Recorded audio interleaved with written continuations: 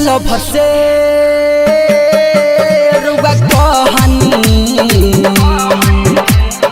पहिला सोमादी सहनी चली बाबा थाया मन नखे कोनो काया मनावा के सादा था पूरा जी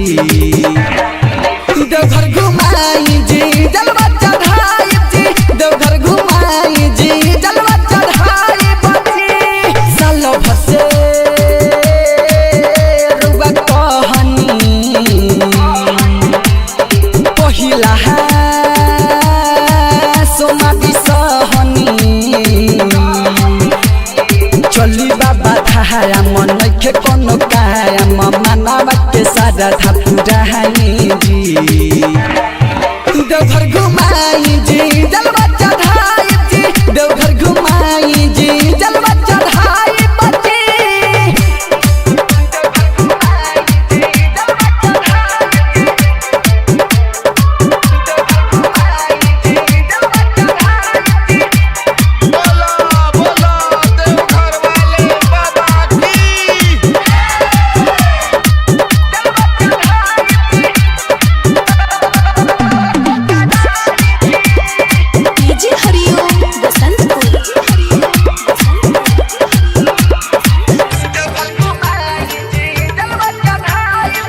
लागेला बॉडी निकलाई दी गेडुआ सहारी जी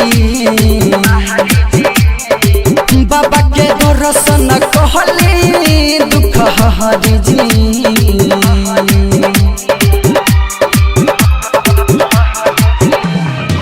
लागेला बॉडी निकलाई दी गेडुआ सहारी जी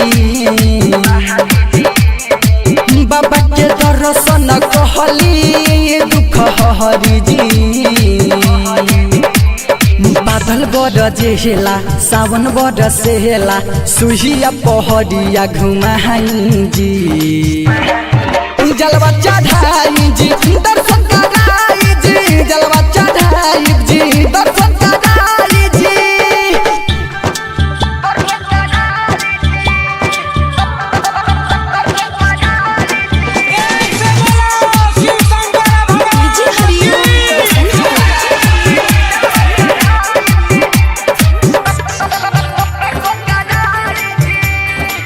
राजा दुला रसैया सुहनी रही सांथाजी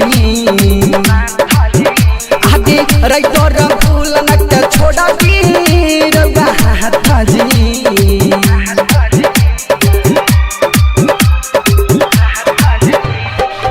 राजा दुला रसैया सुहनी रही सांथाजी आगे अमले सब प्रेमी के छोड़ा दी रउआ हाथाजी पहिले बासा हसा बहारी भीड़ होला भारी हाथ नहीं रउआ छोड़ाई जी देवघर घुमाई जी जलवा चढ़ाई जी देवघर घुमाई जी जलवा चढ़ाई जी सालो भर से रुआ कहानी पहिला सोमादी सहनी चली बाबा थाया मन नखे कोनो काया मनावा के सादा था पूरा जी देवघर घुमाई